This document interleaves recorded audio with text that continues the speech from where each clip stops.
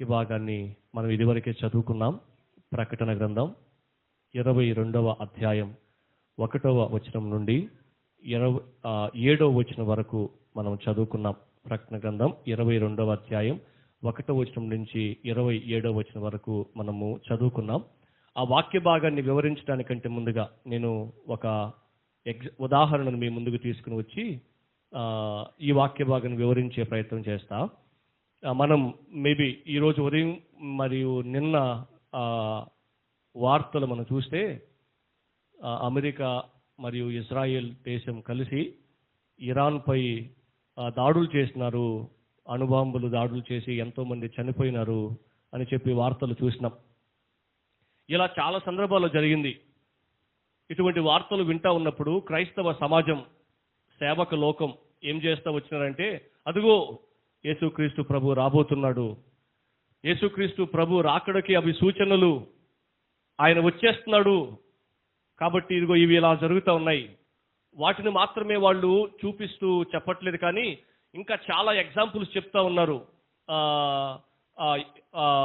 ఎర్రని దూడ పెయ్య ఒకటి ఉన్నది, పుట్టినదని, అది యెరూషలేముకి తీసుకుని రాబడుతుందని, దానిని బలించిన తర్వాత యేసుక్రీస్తు ఈ భూమి మీదకి వస్తాడని, తర్వాత ఇప్పుడు యెరూషలేము దేవాలయం ఉన్న ప్రదేశంలో మసీదు అనేది ఒకటి ఉందని, దాన్ని రేపు కూల్చబోతున్నారని చెప్పి, తర్వాత అదే ప్లేస్లో దేవాలయాన్ని నిర్మించబోతున్నారని చెప్పి, ఇంకా రకరకాలైన ప్రసంగాలు యూట్యూబ్లో అనేక ప్రదేశాల్లో ప్రకటించబడతా ఉన్నాయి. క్రైస్తవ సమాజం, విశ్వాస లోకం చాలా కన్ఫ్యూజన్లో ఉంది.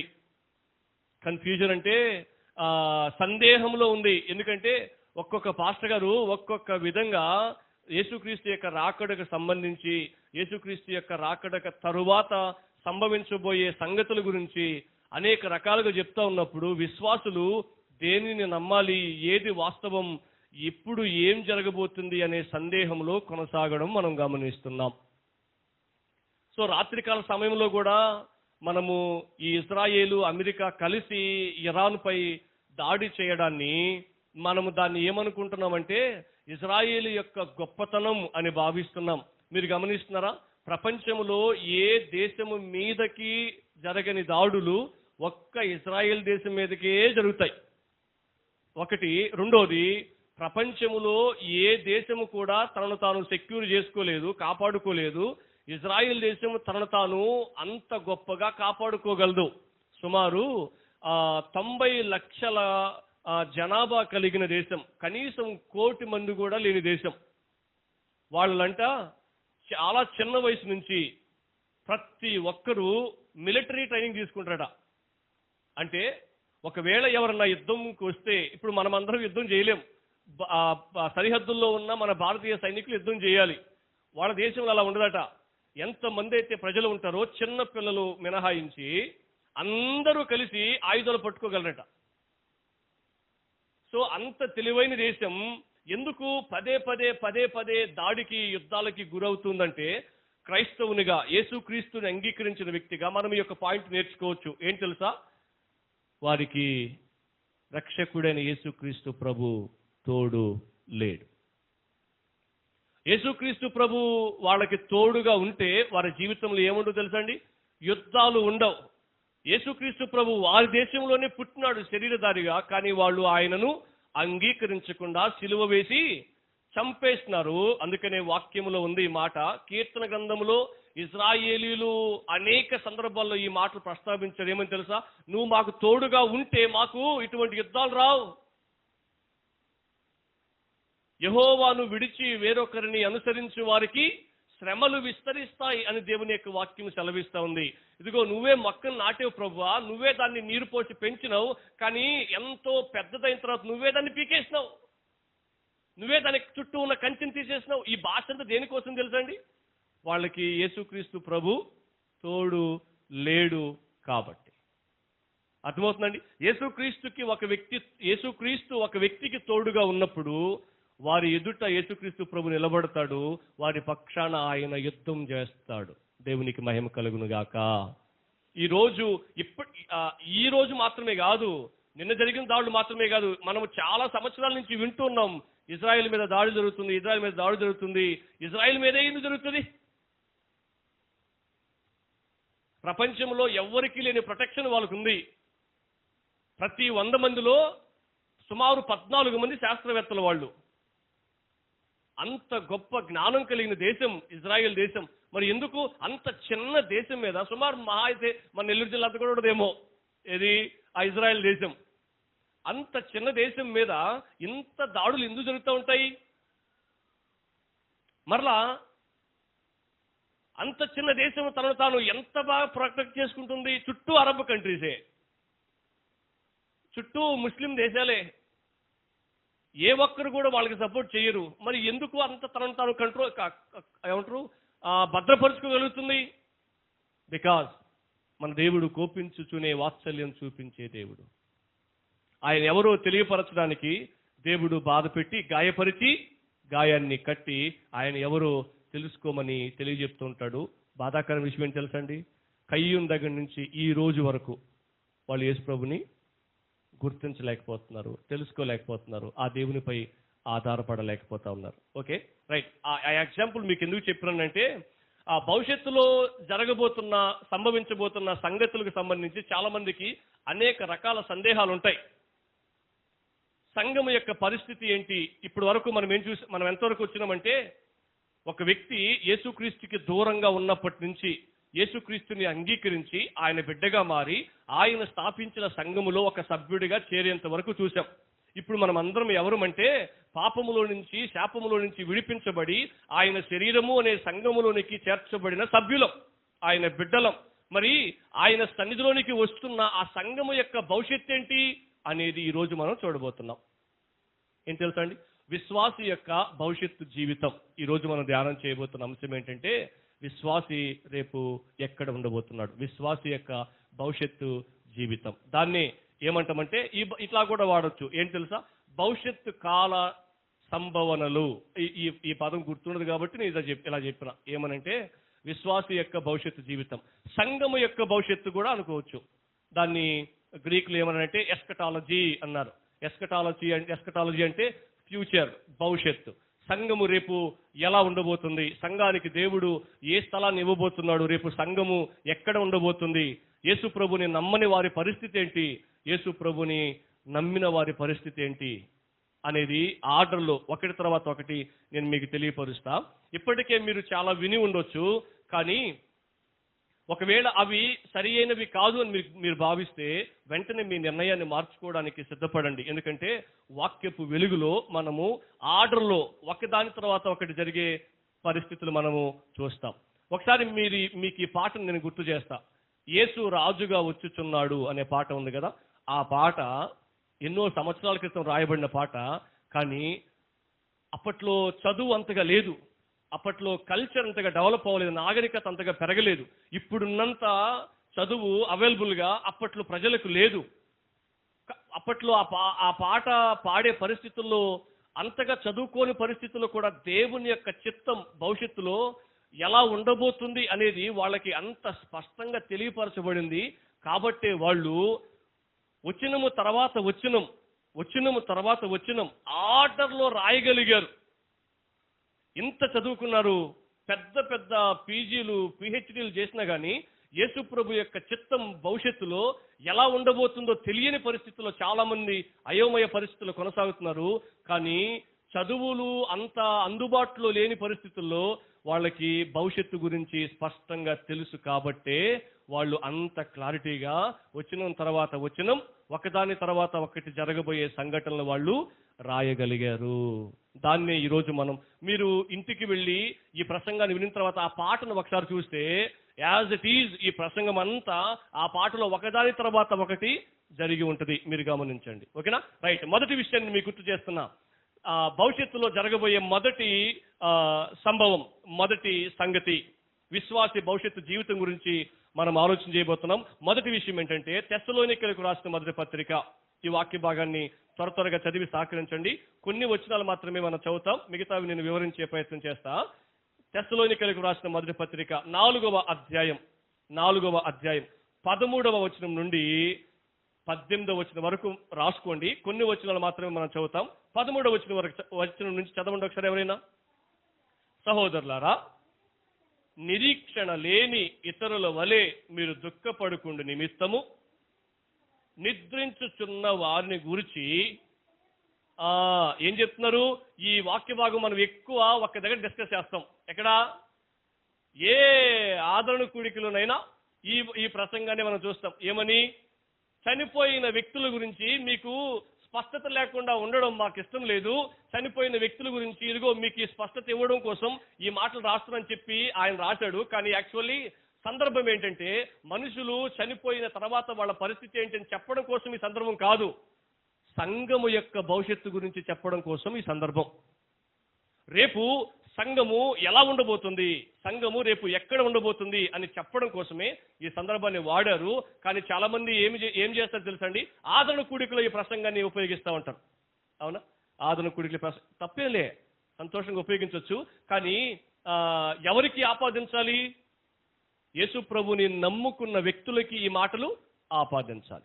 ఓకేనా? రైట్. ఇక్కడ మనకి ఏమర్థమవుతుందంటే, సహోదరులారా, నిరీక్షణ లేని ఇతరుల వల్ల మీరు దుఃఖపడకుండా ఉండడానికి నిద్రించుచున్నవారు, చనిపోయిన వారిని గురించి మీకు తెలియకుండా మాకు ఇష్టం లేదు అని చెప్తూ ఎగ్జాంపుల్ చెప్పాడు అక్కడ. యేసు ప్రభు మృతి పొంది తిరిగి లేచనని మనము నమ్మితే అదే ప్రకారము యేసునందు నిద్రించిన వారు, అండర్లైన్ చేసుకునే ఒక అలవాటు ఉంటే అండర్లైన్ చేసుకోండి.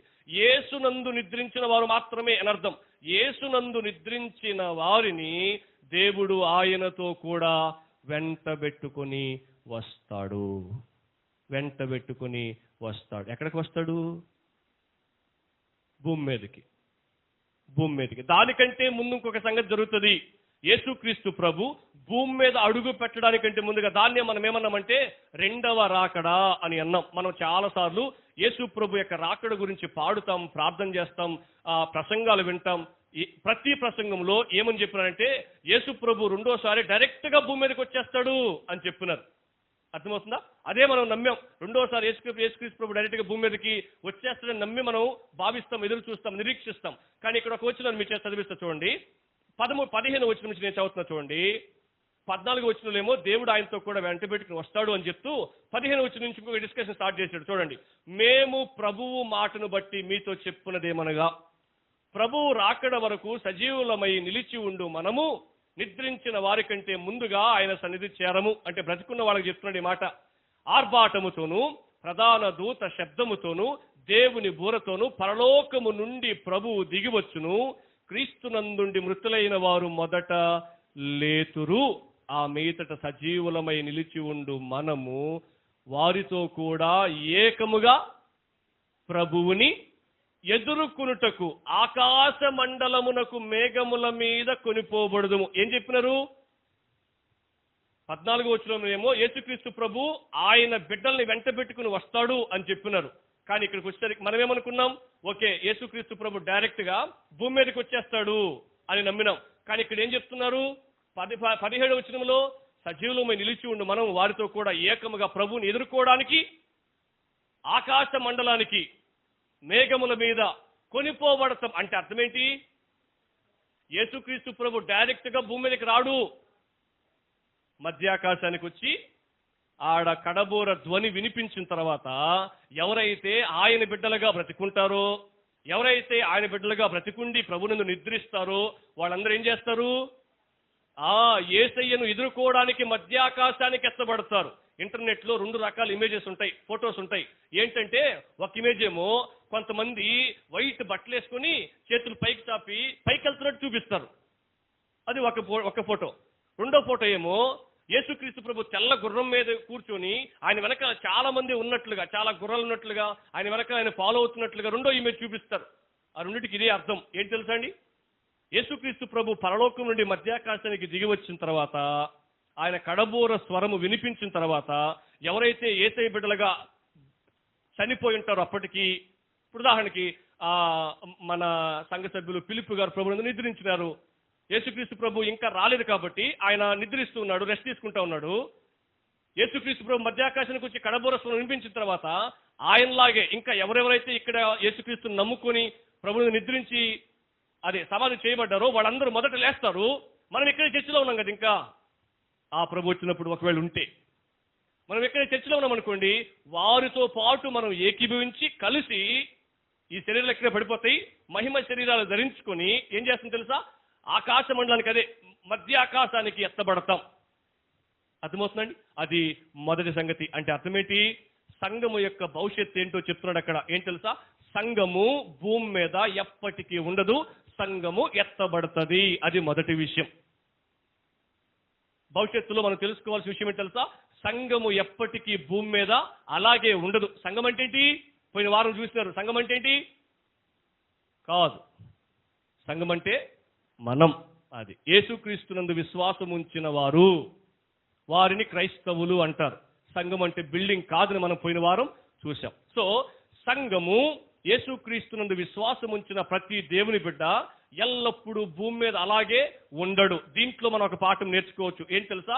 నేనే ఉండనప్పుడు నా చుట్టూ ఉన్నవి ఏవి నాతో ఉండవని నేర్చుకోవాలి.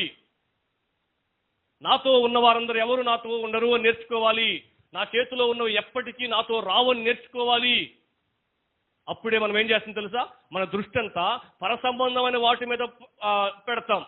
అందుకనే వాక్యం చెప్తుంది, మీరు పరసంబంధమైన వాటి మీద దృష్టి పెట్టండి, భూ సంబంధమైన వాటి మీద దృష్టి పెట్టబాకండి అని చెప్పినాడు. కొలసీ పత్రికలోను, ఫిలిప్పీ పత్రికలోను, ఎఫెసీ పత్రికలోను.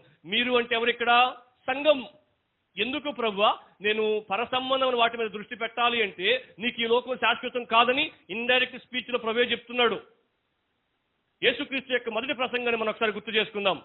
కాలము సంపూర్ణమైనది, దేవుని రాజ్యము సమీపించి ఉన్నది గనుక మారు మనసు పొంది సువార్తను నమ్మండి.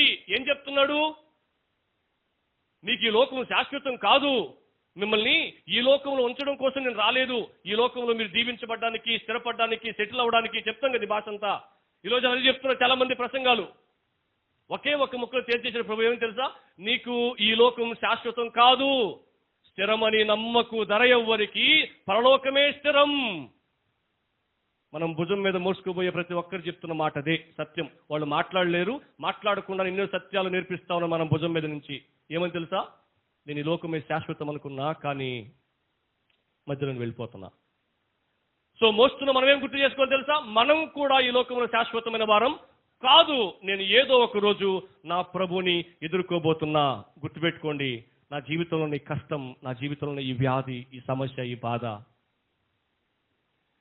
ఒకవేళ కుదువ, కన్నీరు, అవమానం, నింద ఎప్పటికీ నాతో అలాగే ఉండిపోదు. నేనే ఉండను కాబట్టి అవి నాతో ఎప్పటికీ ఉండవు. నేను నా ప్రభుతో ఉండబోతున్నా. అది సంఘము ప్రోత్సహించబడ్డానికి ఈ మాట మనం గుర్తు చేసుకుంటూ ఉండాలి. ఎప్పటికీ నేను ఇలాగే ఇక్కడే ఉండిపోను. ఎవరైతే నా కొరకు ప్రాణం పెట్టడానికి ఈ లోకానికి వచ్చారో ఆయనతో నేను సదాకాలం ఉండబోతున్నా. అది మొదటి సంగతి. సంఘము రేపు ఆయనతో ఉండబోతుంది. ఆయనతో ఉండడానికి మధ్యాకాశానికి ఎత్తబడబోతుంది. మధ్యాకాశంలో ఆ ప్రభుతో 7 సంవత్సరాలు ఉండబోతుంది. దాది రెండవ పాయింట్. వాక్య భాగం చదువుతాం. రెండవ పాయింట్ ఒకసారి ఈ వాక్య నేను మన చర్చ్ గ్రూప్లో ఆ టైం లైన్ పెట్టిన, కాలక్రమం పెట్టిన. మీరు ఇంటికి వెళ్ళిన తర్వాత ఆ ఇమేజ్ ఒకసారి చూశారంటే ఈజీగా ఇంకా బాగా అర్థమైపోద్ది. ఆ డయాగ్రామ్ మీరు ఒకసారి చూశారంటే. ఓకేనా? రైట్. రెండవ పాయింట్ని మనం చదువుతాం. మత్తయి సువార్త 24వ అధ్యాయం 21వ వచనం, 22వ వచనం. మత్తయి సువార్త 24వ అధ్యాయం 21వ వచనం, 22వ వచనం చదువుతారా? లోక ఆరంభము నుండి ఇప్పటి వరకును, ఈ మాట అండర్లైన్ చేసుకుంటారా? లోక ఆరంభము నుండి, తర్వాత ఇప్పటి వరకు, ఈ రోజు వరకు. ఇప్పటి వరకు అని మనం ఈ తరలో చదువుతున్నాం, 2026లో చదువుతున్నాం. ఒకవేళ 2050 వరకు యేసుప్రభు రాకుండా ఉన్నాడు అనుకోండి, అప్పుడు ఇదే శిలువ బాప్తిస్మం చేసిన ఇంకెవరైనా చదువుతున్నారు అనుకోండి, వాళ్ళకు కూడా వర్తిస్తుంది అన్నమాట ఇప్పటి వరకు అనే మాట. యేసుప్రభు వచ్చేంత వరకు, యేసుప్రభు వచ్చేంత వరకు అని అర్థం. ఇప్పటి వరకు అంటే అర్థం. ఓకేనా? ఇప్పటి వరకు, లోక ప్రారంభం నుండి ఇప్పటి వరకు అట్టి శ్రమ కలుగలేదు. 20వ వచనంలో ఏమన్నాడు తెలుసా? అదే మాటని మహాశ్రమ కలుగుతుంది అన్నాడు. ఏ శ్రమ? మహాశ్రమ కలుగుతుంది. మనం ఆ పాటలు గుర్తు చేసుకుంటాం. ఏమని తెలుసా? 7 ఏండ్లు పరిశుద్ధులకు విందవవు. అంటే యేసు ప్రభు ఇస్రాయేలుకి అన్నం పెడతాడు అనుకుంటున్నారా? ఆ విందింది ఇప్పుడు చెప్తా నేను. 7 ఏండ్లు లోకం మీదికి. అంటే ఏమని అర్థం? 7 సంవత్సరాల శ్రమ అనేది ఈ భూమి మీదకి రాబోతుంది. సంఘము మధ్యాకాశానికి ఎత్తబడిన తర్వాత 7 సంవత్సరాలు గొర్రెపిల్ల వివాహ మహోత్సవములో కొనసాగబోతుంది. అందుకని వధువుగా మిమ్మల్ని మీరు అలంకరించుకోండి అని చెప్తాడు ఒక చోట. అర్థమవుతుందండి? అలంకరించబడిన వధువు సంఘము రేపు వరుడైన యేసుక్రీస్తుని ఎదుర్కోవడానికి మధ్యాకాశానికి ఎత్తబడుతుంది. మధ్యాకాశానికి వెళ్ళిన తర్వాత అక్కడ ఏం జరుగుతుంది? పెళ్లి జరుగుతుంది. పెళ్లి అంటే ఏమనుకుంటున్నాం? బిర్యానీలు అనుకుంటున్నారా? ఒక తమ్ముడు నన్ను అడిగాడు, సార్ పెళ్ళి అంటున్నారు కదా, ఏ బిర్యానీ వేస్తాడా అని అడిగాడు. వేస్తాడు రా, బిర్యానీ వేస్తాడు నీకు. అదే నీకు మేత పెడతారా అంటాం చూసి ఒకసారి మన పిల్లల్ని. ఆ మేత పెడతాడు. ఏ మేట చూడండి చెప్తా. సింపుల్గా చెప్పిన మీకు ఈరోజు బల్ల కాబట్టి ఈ పాయింట్ మనకు ఉపయోగపడుతుంది. 2 రకాల తీర్పులు ఉంటాయి విశ్వాసులకి. మొదటిది గ్రీక్లో ఏమన్నారంటే క్రిమటోస్ అన్నారు. క్రీమా తీర్పు అన్నారు. క్రీమా తీర్పు అంటే భూమి మీద బతికున్న విశ్వాసులకి, బలలో చేవేసిన విశ్వాసులకి అనుకోండి. బలలో చేవేసిన విశ్వాసులకి ఏం తీర్పు ఉంటుంది? ఒకవేళ మీలో ఎవడైనను అయోగ్యముగా చేయి వేసిన ఎడలా, చెప్పండి, అనేకులు బలహీనులను, రోగులను, చాలా మంది నిద్రించుచున్నారు. అదే క్రీమా తీర్పు, బతికున్నప్పుడు తీర్పు. ఈ మాట మీరు మన ప్రభు ప్రేమ కలిగినవాడు, కృప కలిగినవాడు, దయ కలిగినవాడు, మనం ఎట్ట బతికినా ఏం పట్టించుకో, ఆ పని ఏం కలిపో అని అంటాడు అనుకోకూడదు. అది ఒకవైపు. మన యేసుక్రీస్తు ప్రభు వైపు ఇంకొక కోణం ఉంది. ఏం తెలుసు ఆ కోణం? ఈ పదాన్ని గుర్తుపెట్టుకోండి. ఎవరైనా దేవునితో ఆటలాడడానికి, దేవుని ఇష్టానుసారంగా బిహేవ్ చేయడానికి, మాట్లాడడానికి ప్రవర్తిస్తే బతికించి చంపుతాడు. బతికే ఉంటారు కానీ మంచంలో పునుకోబెట్టి నేర్పిస్తాడు. దాన్ని క్రీమా తీర్పు అంటారు. చనిపోయేలోపు, ఊపిరిపోయేలోపు, ప్రభువా ఐఎమ్ సో సారీ, నేను ఇలా చేసి ఉండకూడదు, నీ బిడ్డగా మారిన తర్వాత నేను ఇలా మాట్లాడి ఉండకూడదు. ఎందుకని తెలుసా? మీరు దేవునికి ఆలయమై ఉన్నారని మీరు ఎరుగరా? మీలో ఎవడైనా దేవుని ఆలయమును పాడు చేసిన ఎడల దేవుడు వానిని పాడు చేయును. కొరింథీయులకు రాసిన మొదటి పత్రిక 3వ అధ్యాయం 16వ వచనాన్ని బట్టి దాన్ని క్రీమా తీర్పు అంటారు. అంటే మనం విశ్వాసులుగా బతికున్నప్పుడు జరిగే తీర్పు. దేవుడు ఏమంటారు తెలుసా? మనం పిల్లల్ని శిక్షించి దారిలో తెచ్చుకుంటాం, అట్లా ఆ భాష అన్నమాట. సో మనం అవిధేయులుగా ఉంటే, దేవుని బిడ్డలుగా కొనసాగుతూ, బల్లో చేవేస్తూ అవిధేయులుగా కొనసాగుతూ దేవుడు ఏం చేశాడు తెలుసా?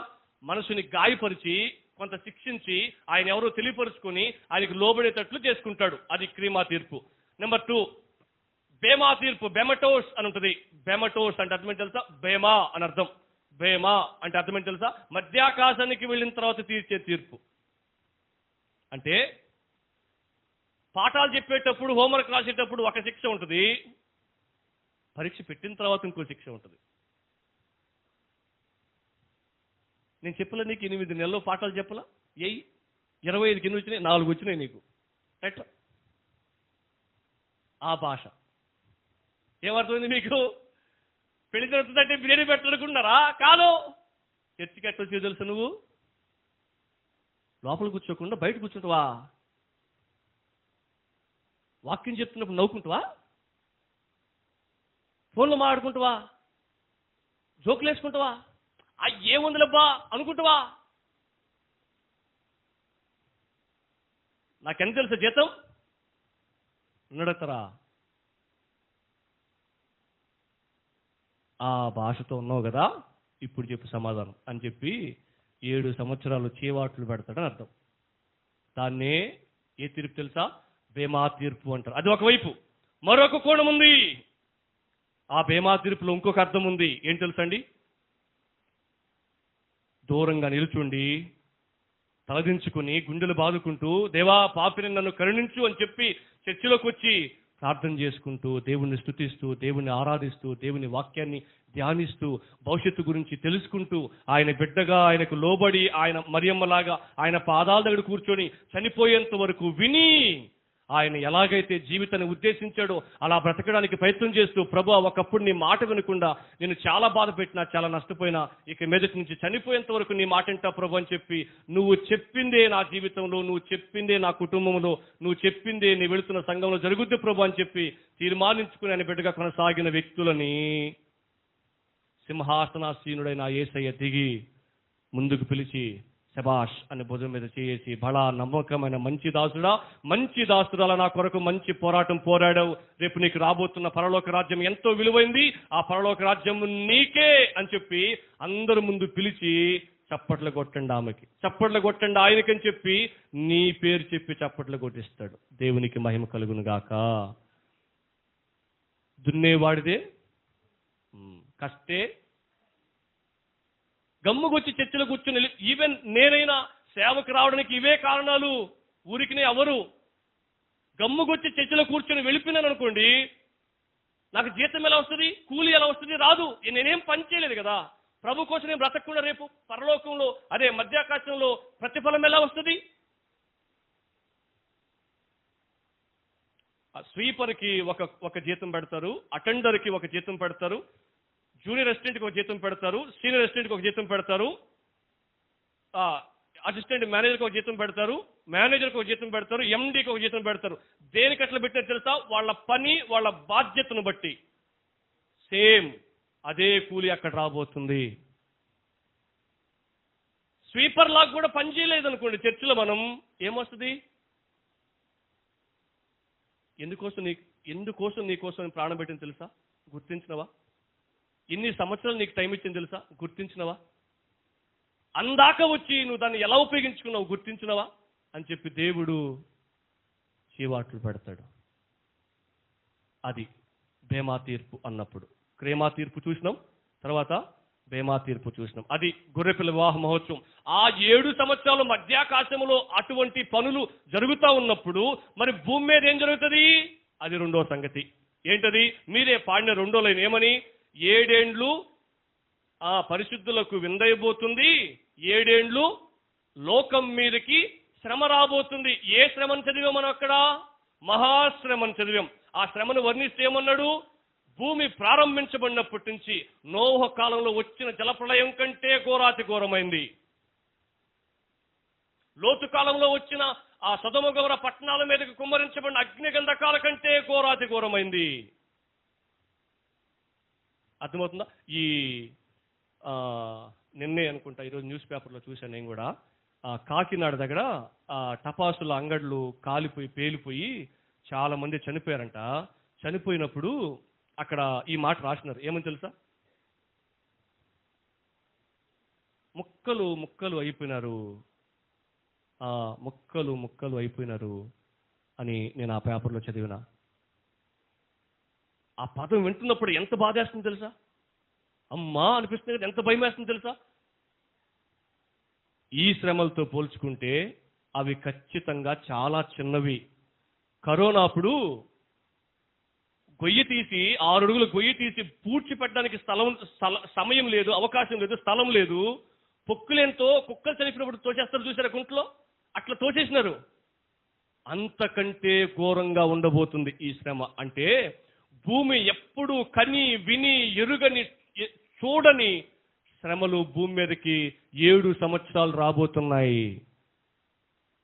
7 సంవత్సరాలు రాబోతున్నాయి. ఆ రోజు ఆ 7 సంవత్సరాల శ్రమల గురించి వివరిస్తూ ఒక పాస్టర్ గారు అంటాడు. ఏమంటాడు తెలుసా? ఈ రోజుల్లో మనిషి తన ప్రాణాన్ని తీసుకోవడం కోసం కొన్ని ప్రయత్నాలు చేస్తాడు. ఏమని చేస్తాడు? మందు తాగడం, కత్తితో పొడుచుకోవడం, కరెంట్లో చేయబెట్టడం, తాడు కూరేసుకోవడం, ఇవి చేస్తారు కదా. అలా చేసినా కూడా చనిపోడు మనిషి ఆ రోజు. అది అంత ఘోరాతి ఘోరమైన పరిస్థితులు 7 సంవత్సరాల శ్రమల కాలం రాబోతున్నాయి.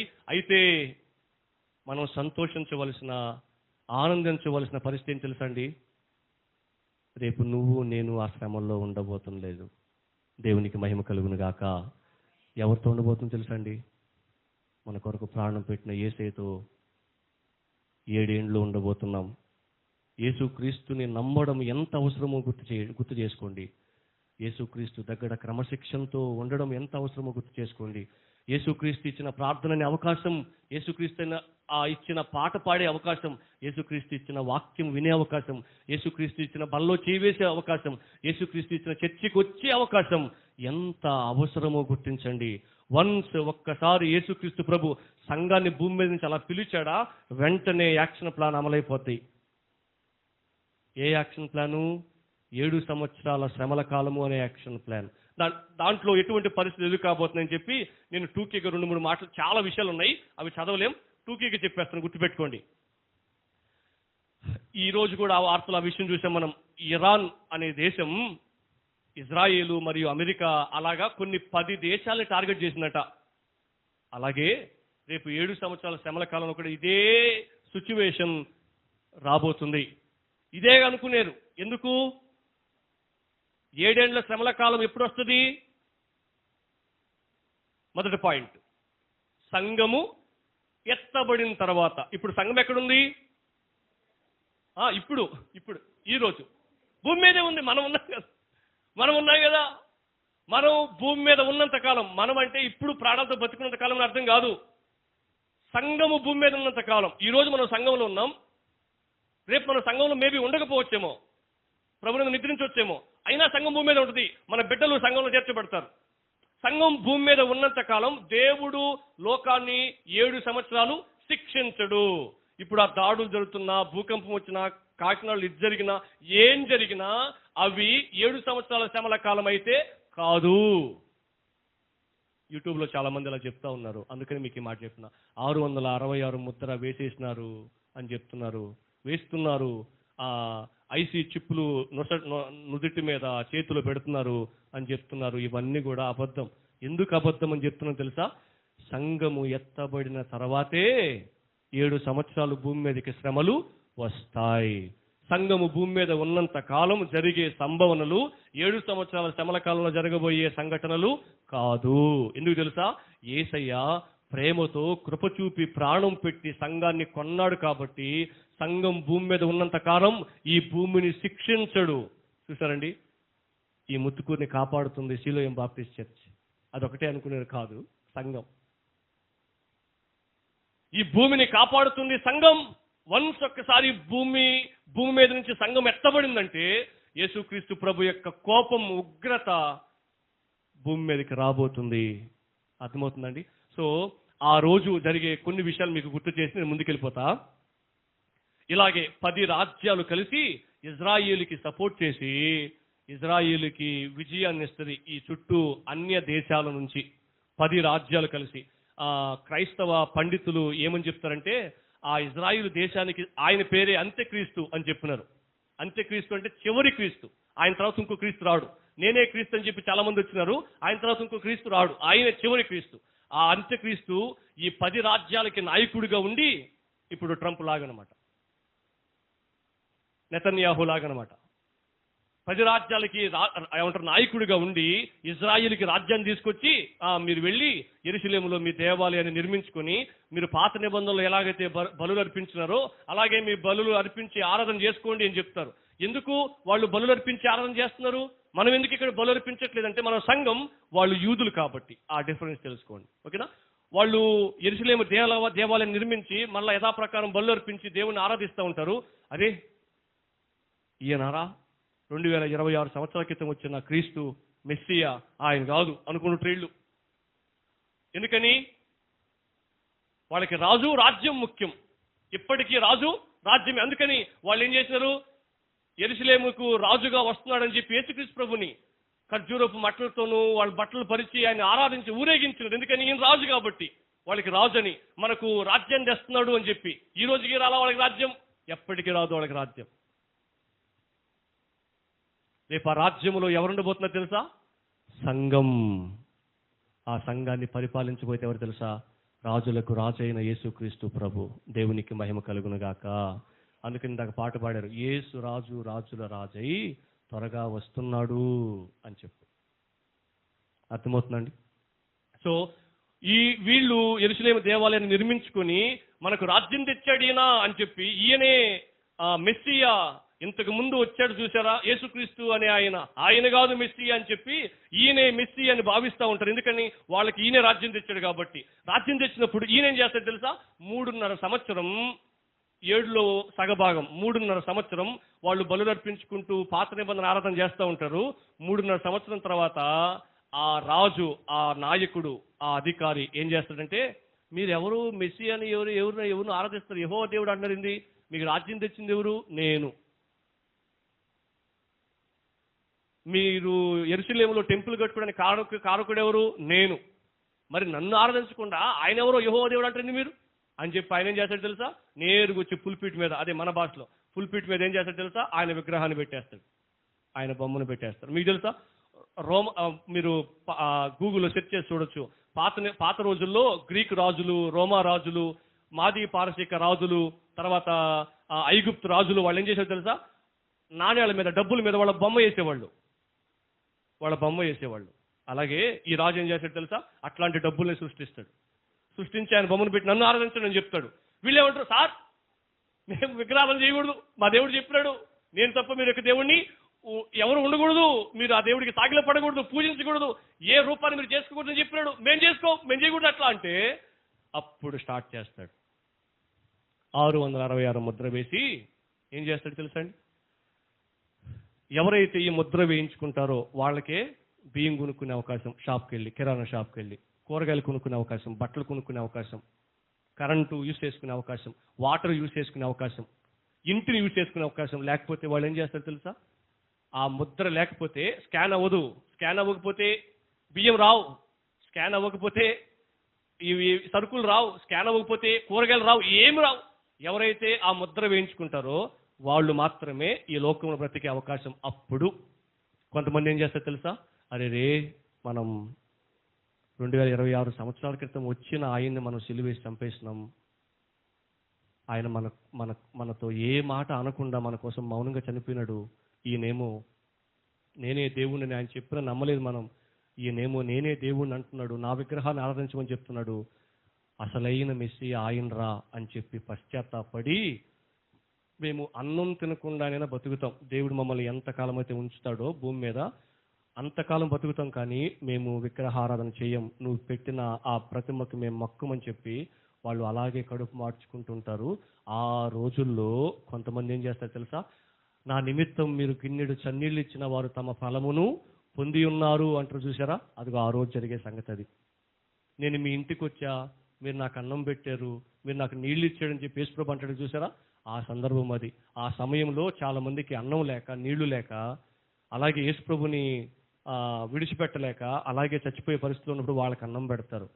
వాళ్ళు మారు మనసు పొంది 1,44,000 మంది మరలా సంఘంలో చేర్చబడతారు.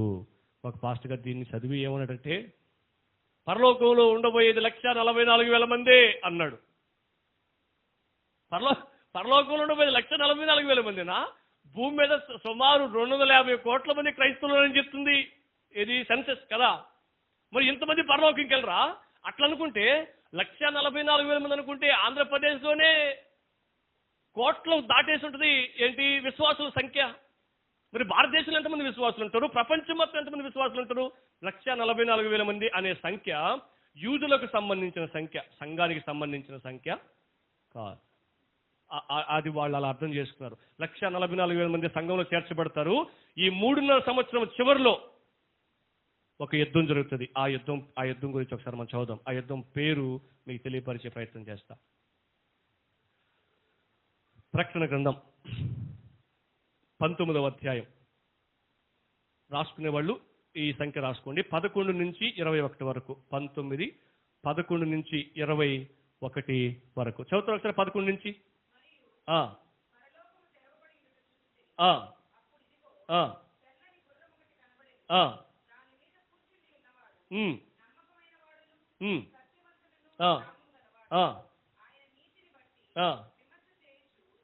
విమర్శ చేయొచ్చు, యుద్ధము జరిగించుచున్నాడు. ఇంకా మీరు చదువుకుంటూ వెళ్తే కిందకు వచ్చేస్తే అక్కడ మనం ఏం చూస్తామంటే ఒక యుద్ధం జరుగుతుంది.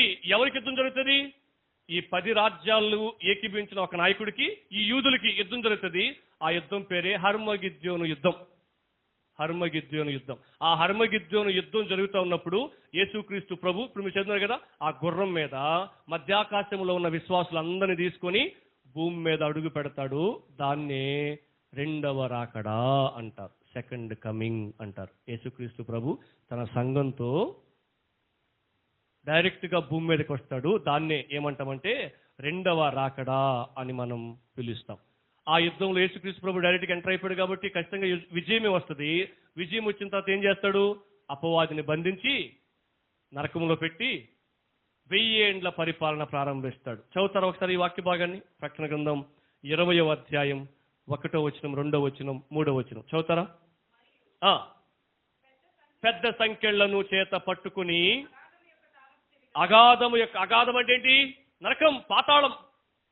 అగాధము యొక్క తాళపు చెవి గల ఒక దేవదూత పరలోకం నుండి దిగి వచ్చేట చూచితిని. అతడు ఆది సర్పమును, అనగా అపవాదియు సాతానును, ఆ 4 పేర్లు పెట్టాడు యేసుప్రభు సాతానుడికి. అక్కడే ఆది సర్పం అని పెట్టాడు. ఆది సర్పం అంటే ఎక్కడ? ఏ ఆది సర్పం? ఏదేను వనములో ఆదాము హవ్వను తప్పుదారి పట్టించిన ఆది సర్పం. ఆయనే సాతానుడు, అపవాది.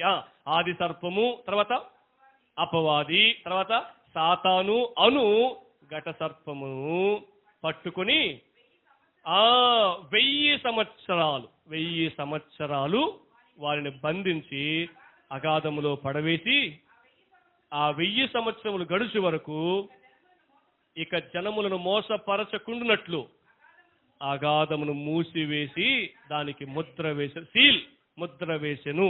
అటు పిమ్మట వాడు కొంచెము కాలము విడిచి పెట్టబడవలేను. తర్వాత ఏం జరిగింది? అపవాదిని ఏమంటారు, ఆ నరకంలో బంధించిన తర్వాత 1000 సంవత్సరాలు. ఎన్ని సంవత్సరాలు?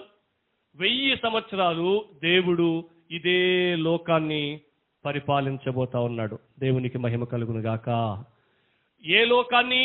నూతన భూమి, నూతన లోకం కాదు, నూతన ఆకాశం కాదు. ఇదే భూమిని, ఇదే లోకాన్ని, ఇదే లోకాన్ని, ఇదే ముత్తుకూరుని అనుకుందాం. ఇదే ముత్తుకూరుని దేవుడు ఏం చేయబోతున్నాడు తెలుసా? పరిపాలించబోతున్నాడు. ఇప్పుడు ముత్తుకూరుని పరిపాలించేది ఎవరు? యేసు ప్రభువా? కాదు.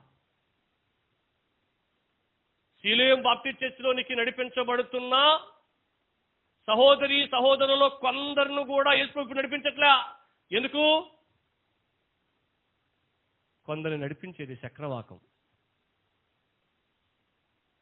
కొందరిని నడిపించేది రేకులు, పూతరేకులు అనుకునేరు, ఆ రేకులు. కొందరిని నడిపించేది మా టీవీలో వస్తున్నాయి, కొందరిని నడిపించేది జెమినీ టీవీలో వస్తున్నాయి, కొందరిని నడిపించేది రోహిత్ శర్మ, విరాట్ కోహ్లీ. ఏ కొందరిని? ముత్తుకూరులోని కొందరిని కాదు, సీలోయం బాప్టిస్ట్ చర్చిలోకి వస్తున్న కొందరిని. కానీ కొందరిని నడిపించేది యేసుక్రీస్తు ప్రభు. దేవునికి మహిమ కలుగును గాక. అయితే ఈ 1000 ఏండ్ల పరిపాలనలో యేసుక్రీస్తుని నమ్మిన వారిని, యేసుక్రీస్తుని నమ్మని వారిని, ఇంకా సర్పంచుల్లే, ఎంపీటీసీలే, జెడ్పీటీసీలే, ఎమ్మెల్యేలే, ఎంపీలే, ముఖ్యమంత్రులే, సీఎంలే, ప్రియుములే, భూమంతటిని యేసుక్రీస్తు 1000 సంవత్సరాలు లిటరల్గా, అక్షరార్థంగా ఇదే భూమిని పరిపాలించబోతున్నాడు. అయితే యేసు ప్రభు క్యాబినెట్ లో ఉండబోతున్న నాయకులు ఎవరు తెలుసా? మీరు చెప్తే బాగుంటుంది. యేసు ప్రభు మంత్రిత్వ శాఖలో అంటాం కదా మనం. యేసు ప్రభు యొక్క క్యాబినెట్ లో ఉండబోతున్న ఎమ్మెల్యేలు, ఎంపీలు ఎవరు తెలుసా? సంఘం. దేవునికి మహిమ కలుగును గాక. ఈ రోజు అంటే ఎగ్జాంపుల్ చెప్తున్నా, అలా అనుకుని దానికోసమే బతికారు కాదు. ఈరోజు ముత్తుకూరులో ఒకవేళ నీవు గుర్తింపు లేని వ్యక్తివి కావచ్చేమో, నలుగురికి తెలియని వ్యక్తివి కావచ్చేమో, నీ మాట చెల్లకపోవచ్చేమో, కానీ ముత్తుకూరిని పరిపాలించే రోజు ఒక రాబోతుంది. అదే 1000 ఏండ్ల సహస్రాబ్ది, 1000 సంవత్సరాల కాలం, 1000 సంవత్సరాల పరిపాలన. సహస్రాబ్ది, సహస్రం అంటే ఎంత? 1000. శతకం అంటే 100, దశకం అంటే 10, సహస్రము అంటే 1000. 1000 సంవత్సరాలు లిటరల్గా ఇదే భూమిని దేవుడు పరిపాలించబోతున్నాడు. ఆయన క్యాబినెట్లో ఉన్న నాయకులు ఎవరు తెలుసా? నువ్వు, నేను. దేవునికి మహిమ కలుగును గాక. ఈరోజు చాలీ జీవితంతో బైబిల్ చేత పట్టుకొని సరియైన సంతోషం లేక వచ్చి లోపల కూర్చుంటున్నావేమో, బట్టలు చినిగిపోయి ఉన్నా, 3 పూట్ల తినే ఆహారం లేకపోయినా, సరైన వసతులు లేకపోయినా, నీ జీవితంలో ఉన్న యేసయ్య ఇదే ఊరిని పరిపాలించబోతున్నాడు. ఒక ఇమేజ్ మనం చూసాం ఈ మధ్యకాలంలో. రోడ్డు పక్కన భిక్షం ఎత్తుకుంటూ గోతాపట్టు మీద మోకరించి ఒక వ్యక్తి బైబిల్ చదువుతా ఉన్నాడు. ఆ వ్యక్తి రేపు ఆ ఊరిని పరిపాలించే నాయకుడు కాబోతున్నాడు. కడపటి వారు మొదటివారు. మొదటిగున్నావు. మొదటిగా అంటే ఫస్ట్ బెంచ్లో అనుకోబోదు. మొదటిగా అంటే చర్చికి ముందుగా వచ్చినావు. రేపు ఎక్కడో ఉంటావేమో. పరిపాలించే వ్యక్తుల జాబితాలో నువ్వు ఉండాలా. పరిపాలించబడే వ్యక్తుల జాబితాలో నువ్వు ఉండకూడదు. ఇదే భూమిని పరిపాలించే వ్యక్తుల జాబితాలో యేసయ్యతో పాటు మనం ఈ భూమిని వేలబోతున్నాం. దేవునికి మహిమ కలుగును గాక. యేసయ్యతో పాటు ఈ భూమిని పరిపాలించబోతున్నాం. ఆ 1000 సంవత్సరాల పరిపాలన అయిపోయిన తర్వాత 5వ పాయింట్ చదువుతారు ఒకసారి. 7వ వచనం నుంచి 20వ అధ్యాయం 7వ వచనం నుంచి. ప్రకటన గ్రంథం 20వ అధ్యాయం 7 నుంచి 11 వరకు చదవండి. 1000 సంవత్సరాల పరిపాలన అయిపోయిన తర్వాత సాతాను బయటకు వస్తాడు మరలా.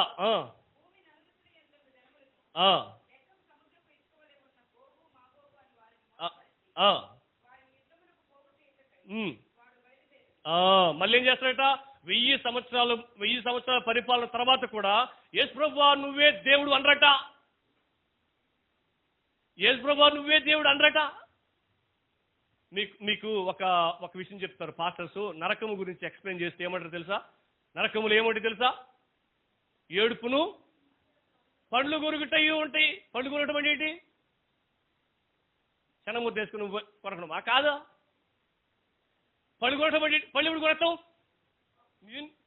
ఏమొచ్చినప్పుడు ఎవరి మీద వచ్చినప్పుడు? ఆ నిప్పుల మీద వచ్చినప్పుడా? కాలిపోతూ శరీరం కరిగిపోతున్నప్పుడా? మంటల మీద కాదు, నూనె బాండలు వేసినప్పుడా? నూనె బాండల వల్ల వచ్చే మంటల వల్ల పళ్ళు కొరకట్లే.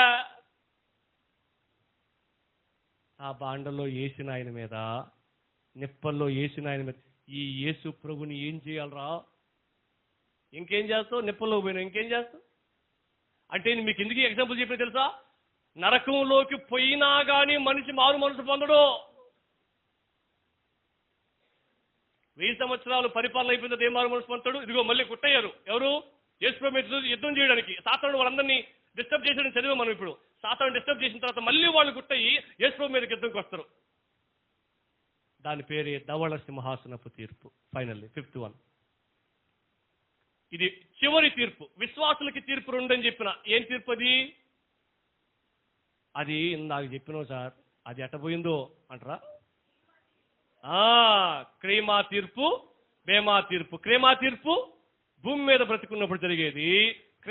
బేమా తీర్పు మధ్యాకాశం. అద్భుతం, సంతోషం. మీరు అందరు విన్నారని నాకు ఇప్పుడు అర్థమైంది.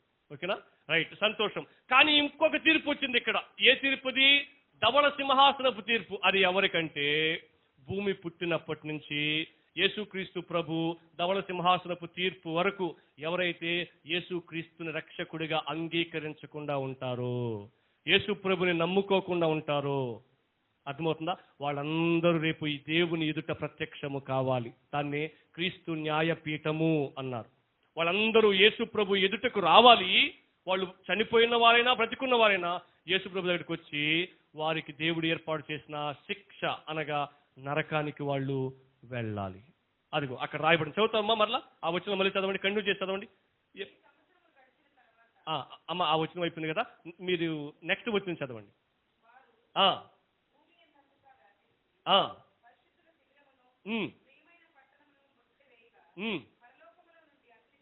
అగ్ని. ఇప్పుడు అగ్ని దేనికి దిగి వచ్చిందండి? శిక్షగా దీవెనకా? చాలా మంది దీవెన అనుకుంటారు. అదే దహించను అని రాజు ఉంది అక్కడ. దహించినట్టు అర్థమేంటి? శిక్షించాడా లేకపోతే దేవుడు దీవించాడా? అగ్ని సొదొమ గొమొర్రా పట్టణం మీద అగ్ని గంధకాలు కురిపించాడు. వాళ్ళు దేవుడు దీవిస్తా కురిపించాడా? కాదు. అగ్ని అనే రాయబడిన ప్రతి చోట బైబిల్లో శిక్షకు గుర్తది. ఆశీర్వాదానికి దీవెనకి గుర్తు కాదది. ఎదుగుదల గుర్తుగా. చాలా మంది సహోదరులు ఏం చేస్తున్నారంటే అగ్ని అభిషేకం అని వాడుతున్నారు. అగ్ని అభిషేకం అంటే దేవుడు నిప్పులతో కాలుస్తున్నాడు అర్థం. అది కోపంతో శిక్షించడం, అది ఆశీర్వాదం కాదది. అర్థమవుతుందా? అమ్మ చదువమ్మా.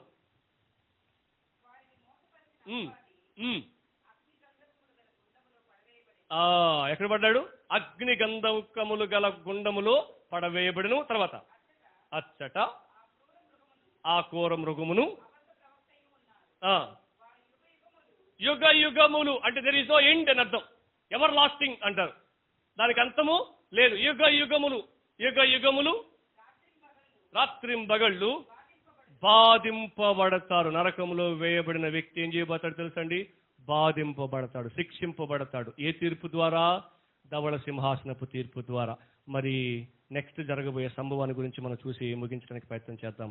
తర్వాత నరకంలోనికి అందరూ ధవళ సింహాసనపు తీర్పు ద్వారా త్రోయబడిన తర్వాత జరగబోయే సంగతి ఏం తెలుసా? 22వ అధ్యాయం, 21వ అధ్యాయంలో కూడా ఆ మాటలు మనం చూడొచ్చు. 21వ అధ్యాయం 1 నుంచి చదవండి. అంతటా 15 వచనం చదువుతారా? 20వ అధ్యాయం 15 వచనం. అదిగోండి చూడండి.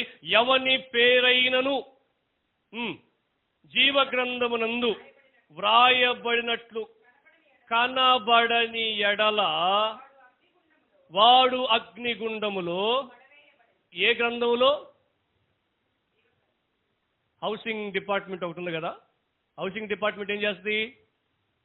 ఇల్లు లేని వాళ్ళకి ఇల్లు ఇస్తుంది. నా పేరు రాయలేదు, నాకు ఇల్లాడు, నాకు స్థలమాడు, నా పేరు రాలేదు, ఆడగా తుగు వేసుకోవాల్సింది. ఇక్కడ ఆ లిస్టులో పేరు లేకపోతే ఇబ్బందిలే. ఆ లిస్ట్ లేకపోతే పేరు లేకపోతే ఇంకో లిస్ట్ వచ్చి ఆ పేరు లిస్టులో మన పేరు రాసుకోవచ్చు. కానీ ఈ లిస్టులో ఎవరి పేరైనను జీవగ్రంథమందు కనబడకపోతే వాళ్ళ డెస్టినీ అంటే ఎక్కడంట? వాళ్ళ గమ్యం ఎక్కడంట? అగ్నిగుండములో పడవేయబడతారు. దానికోసం ప్రయాసపడాలి.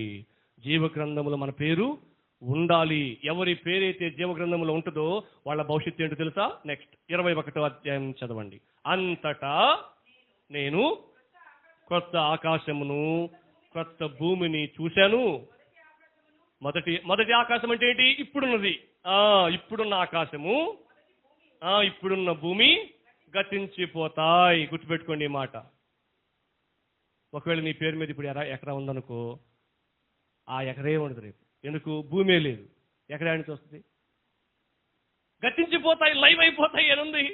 ఎకరా కోసం కుట్టుకోబాకండి, అమ్మా నాన్న ఇంట్లో నెట్టేయబాకండి. అర్థమవుతుందా? రేపు ఎకరా ఉండదేమో కానీ నువ్వే ఉండవు, అది తెలుసుకో. అర్థమవుతుందా? నీ తల్లిని తండ్రిని సన్మానించు, వాళ్ళని ప్రేమించు, గౌరవించు. ఎకరా కంటే మా అమ్మాయి మా నాయన ముఖ్యమని భావించు. ఆ భూమే ఉండదు. భూగోళం అంటే కదా మనం, ఆ భూగోళమే ఉండదు. ఎకరా ఏడు ఉంటుంది? ఆ భూమిలో ఉన్న ఎకరే అది. ఓకేనండి, రైట్. ఆ సత్యం అర్థమైతే దేనికోసం మనం ఆశపడాలో అర్థమవుతుంది. తర్వాత చదువునైనా. మరియు నేను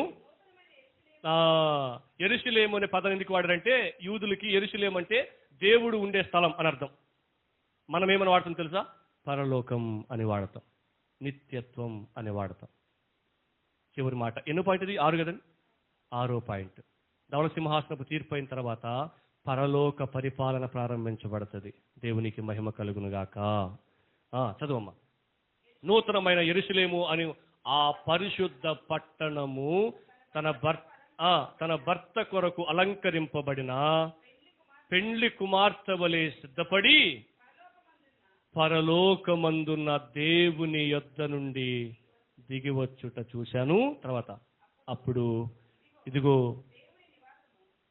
ఈ మాటలు మీరు ఫీల్ అవుతూ చదవండి, అర్థం చేసుకోండి, ఆలోచన చేయండి. ఎంతో గొప్ప ఆధ్యాత్మిక అర్థాలు దాచబడిన మన ఫ్యూచర్, మన భవిష్యత్తు ఎలా ఉండబోతుందో చెప్తున్నాయి ఆ పదాలు. సింపుల్గా చదువుకుంటూ వెళ్ళిపోబాకండి, దాన్ని అర్థం చేసుకుంటూ చదవండి. అప్పుడు ఇదిగో దేవుని నివాసము మనుష్యులతో కూడా ఉన్నది. ఆయన వారితో కాపురముండును, వారు ఆయన ప్రజలై ఉంటారు. దేవుడు తానే వారి దేవుడై ఉండి వారికి తోడై ఉంటాడు. తర్వాత ఆయన వారి కన్నుల ప్రతి బాష్ప బిందును తుడిచివేస్తాడు. మనిషి ఇంకెప్పటికీ చనిపోడు, దుఃఖము ఉండదు, ఏడ్పు ఉండదు, వేదన ఉండదు. మొదటి సంగతులన్నీ కూడా గతించిపోతాయి. ఇవన్నీ ఎప్పుడు జరిగితే తెలుసండి? ప్రభుతో మనం సదాకాలం ఉండబోయే రోజు. దాన్ని పరలోకం అని పిలిచారు, నిత్యత్వం అని పిలిచారు. Everlasting God, everlasting కింగ్డమ్ని స్థాపించిన రోజు. నిత్యుడైన దేవుడు నిత్య రాజ్యాన్ని స్థాపించిన రోజు. దేనికి సార్ ఆ నిత్య రాజ్యం అంటే? ఇదిగో పాపినైన నా కోసం, అర్హత లేని నా కోసం, యోగ్యత లేని నా కోసం. ఈ ఒక్క ఎగ్జాంపుల్ చెప్పి నేను ముగించేస్తా. పరలోకంలో ఉండాలి అన్న ఆశ తప్ప మరి ఇంకొకటి ఏది పుట్టకూడదు మనకు. ఇంకేది పుట్టకూడదు. చాలా ఎగ్జాంపుల్స్ ఉన్నాయి, వాటిని మనం గుర్తు చేసుకోలేము. ముందు మనకు చాలా కార్యక్రమాలు ఉన్నాయి కాబట్టి ఒక ఎగ్జాంపుల్ చెప్తా చూడండి. ఒకసారి నేను పేడూరు యూత్ మీటింగ్కి వాక్యం చెప్పడానికి వెళ్తే ఒక ఎగ్జాంపుల్ చెప్తూ ఇల్లస్ట్రేషన్గా చూపిస్తే బాగుంటుందని చెప్పి ఒక తమ్ముడిని పిలిచి, వాళ్ళు డ్రమ్ము కంజును వాడతారు, ఆ కంజుని తీసుకెళ్ళి ఆ అబ్బాయి నెత్తి మీద పెట్టి, రేపు యేసయ్య పరలోక రాజ్యంలో నీకు అడుగు పెట్టినప్పుడు ఆయన శిరస్సు మీద ఉన్న కిరీటాన్ని నెత్తి మీద పెడతాడని చెప్పి నేనేం చేసింది తెలుసా? కంజుని పెట్టాను ఎత్తిన. ఇది కిరీటం అనుకో, ఇలా దేవుడు నేను అభినందిస్తాడని చెప్పడం కోసం. ఆ తమ్ముడు ఆ కంజుని అట్లా పెట్టుకుని పోయి కూర్చోన్నాడు. తీయచ్చు కదా కంజుని, అది తీయడానికి ఇష్టపడట్లే. మళ్ళీ దాన్ని చూపించి చెప్పి నేనేం తెలుసా, ఆ తమ్ముడికి కంజుని తీయడానికి ఇష్టపడట్లే, రేపు దేవుడు నెత్తి మీద పెట్టిన కిరీటాన్ని తీయడానికి ఇష్టపడతాడా? ఇష్టపడ్డు. సంతోషం అని చెప్తూ ఏం చెప్పాను తెలుసా? నిజంగా రక్షింపబడిన వ్యక్తి యేసు ప్రభు సింహాసనము దిగి, మీరు కూడా దీన్ని ఆలోచన చేయండి, ద్వారం వద్దకు వచ్చి మన మీద భుజం మీద చేసి, ఇదిగో నీకే పరలోక రాజ్యం, నీకోసమే నేను ప్రాణం పెట్టిన, లోపలికి రా అని చెప్పి తీసుకెళ్ళి, ఇదిగో ఈయన భూమి మీద ఎలా బతికాడు తెలుసా? ఇదిగో ఈయన జీవించిన జీవితం ఎంతో మందికి ఆదర్శవంతంగా ఉంది, చప్పట్లు కొట్టండి ఈయనకని చెప్పి చప్పట్లు కొట్టిస్తూ ఆయన శిరస్సు మీద ఉన్న ఆ కిరీటాన్ని తీసి ఈయన నెత్తి మీద పెడుతున్నప్పుడు రక్షింపబడిన వ్యక్తి ఎలా భావించాలి తెలుసా? ఆ శిరస్సు మీద ఉన్న యేసయ్య పెట్టిన కిరీటాన్ని తీసి యేసయ్య కాళ్ళ మీద పెట్టి, ఆయన కాళ్ళ మీద పడి, యేసయ్య నేనేం చేసినా అని చెప్పి నా నెత్తిన కిరీటం పెట్టినావు, నేనేం చేసినానని చెప్పి నాకు చప్పట్లు కొట్టించావు, నేనేం చేసినానని చెప్పి బలా నమ్మకమైన మంచి దాసుడా, ఎంత మంచి పదాలు వాడాడు, బలా నమ్మకమైన మంచి దాసుడా అనే పదం వాడావు ప్రభువా. నేను చేసింది ఏం లేదయ్యా, చేసిందంతా నువ్వే. ఈ చీకట్లో ఉన్న వ్యక్తి కోసం, బానిసత్వంలో ఉన్న వ్యక్తి కోసం, నరకానికి వెళ్ళి యుగయుగాలు బాధించబడాల్సిన వ్యక్తి కోసం, శిక్షించబడాల్సిన వ్యక్తి కోసం నువ్వే వచ్చినావు, మాటలు పడ్డావు, దెబ్బలు తిన్నావు, మోమున ఉమ్మి వేయించుకున్నావు. నువ్వు రాజులకు రాజు, ప్రభువులకు ప్రభువుడు అయి ఉండి కూడా ముళ్ళ కిరీటాన్ని ధరించినావు. బ్రతికుండగానే చనిపోయే మాటలు పడ్డావు. నా కోసం ఆఖరి రక్తబొట్టు వరకు చిందించి ప్రాణాన్ని వదిలావు. కాబట్టి ఈరోజు నేను ఇక్కడికి రాగలిగిన, ఇవన్నీ నువ్వు చేసి నన్ను అభినందిస్తావేంటి ప్రభువా? ఇక్కడికి నేను వచ్చింది నీ చేత అభినందన పొందుకోవడం కోసం కాదు, నిన్ను ఆరాధించడం కోసం. ఆ పదం కంటే ఇంకో పదం చెప్తా, థ్యాంక్స్ అని చెప్పడం కోసం. Thank you. నీ ముఖ దర్శనం చేసి, నీ వైపు చూసి, ఇలాంటి ఘోరమైన పాపిని ఎలా అంగీకరించినావు ప్రభువా, ఎలా ప్రేమించినావు ప్రభువా, ఎలా ప్రాణం పెట్టగలిగావు ప్రభువా, నన్ను నా వాళ్లే నమ్మని రోజుల్లో నన్ను ఎలా నమ్మినావు ప్రభువా, నీకు థ్యాంక్స్ అని చెప్పడం కోసం ఇక్కడికి వచ్చానయ్యా. ఆ ఫీలింగ్ రావాలి మనకు, ఆ ఫీలింగ్ రావాలి మనకు.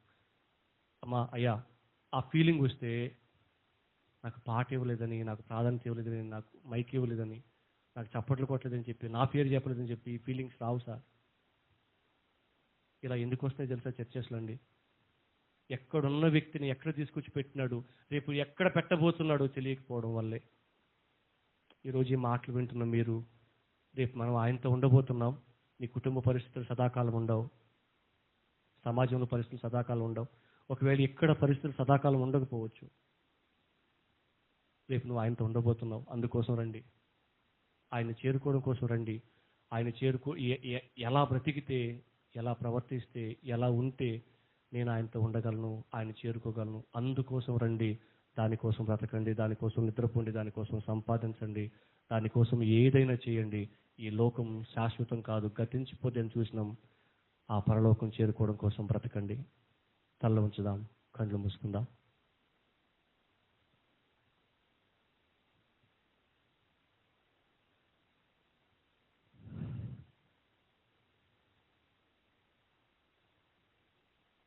ఆ పాటలో చివరి వచనంలో రాయబడిన మాట, క్రైస్తవుడా మరువవద్దు ఆయన రాకడా, కనిపెట్టి ప్రార్థన చేసి సిద్ధముగా నుండు. ఇది మన పని. రేపపాటున మారాలి, రేపపాటున రెప్పపాటున మారాలి, యేసయ్య చెంతకు చేరాలి, యేసయ్య చెంతకు చేరాలి. యేసు రాజుగా వచ్చుచున్నాడు, భూలోకమంతా తెలుసుకుంటారు. మా పరమ తండ్రి నీకు వందనాలు. మా జీవితాలకు నువ్వు ఏమై ఉన్నావో తెలుసుకునే కొద్దీ కన్నీటితో నీ పాదాలను తడపకుండా ఉండలేకపోతున్నాం.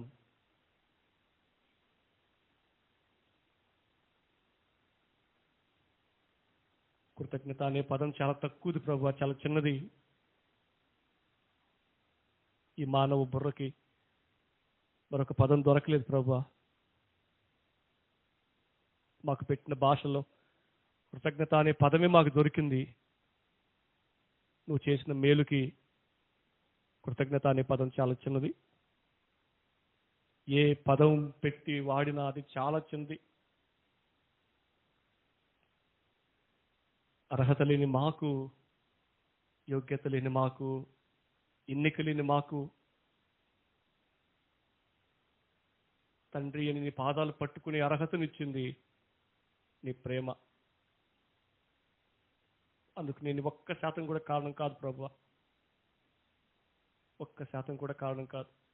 నా సామర్థ్యం, నా బలం, నా బలగం, నా జ్ఞానం, నా ధనం ఏది కారణం కాదు. నువ్వు పెట్టిన భిక్ష ఈ జీవితం.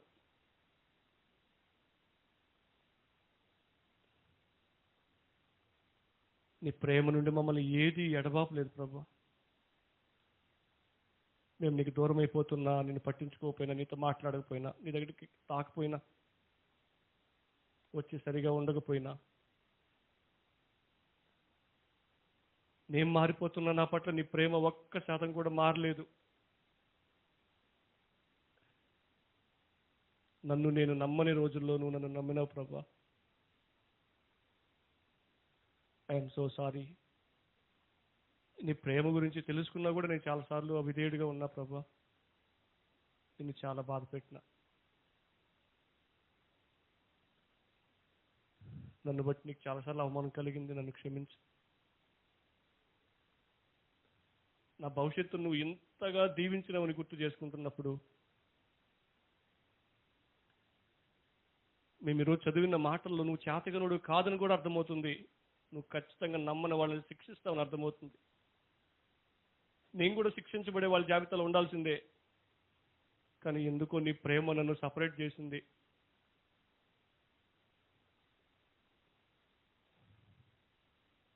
ఏ ఒక్కడు పరలోకానికి అర్హులు కాదు ప్రభువా. కానీ ఎందుకో నీ ప్రేమ నన్ను పరలోకానికి అర్హుని చేసింది.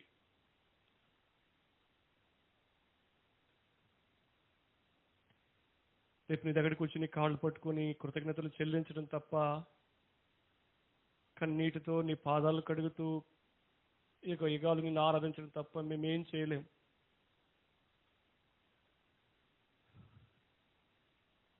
నరక పాత్రలను మమ్మల్ని పరలోక పౌరులుగా మార్చినావు.